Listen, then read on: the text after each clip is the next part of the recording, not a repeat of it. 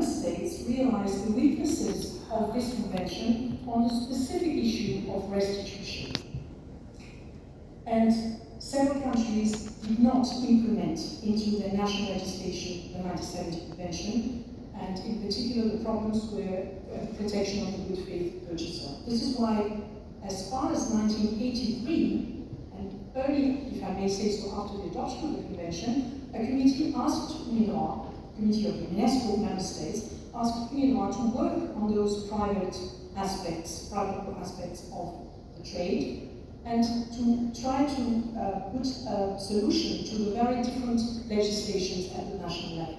This is why the Convention was adopted, and it complements the 1970 Convention, which means the countries already parties to the UNESCO Convention will give, if I may say so, teeth to this Convention by acceding to the UNIDROIT, which builds on the strength of the Convention, but remedies its weaknesses on restitution.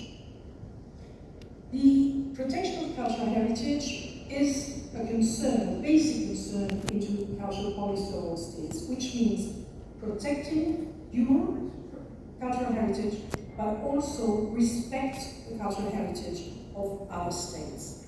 Meaning, we need international cooperation and support the countries which have their cultural heritage in danger. And always remember, we are not only states of origin or state of destination, we can be both, even transit. So we need to understand the needs from both sides. And this is found in the preamble of the Convention, which speak about what we heard this morning, the identity of the people, trying to improve the preservation in the interest of all, and make a process of international cooperation.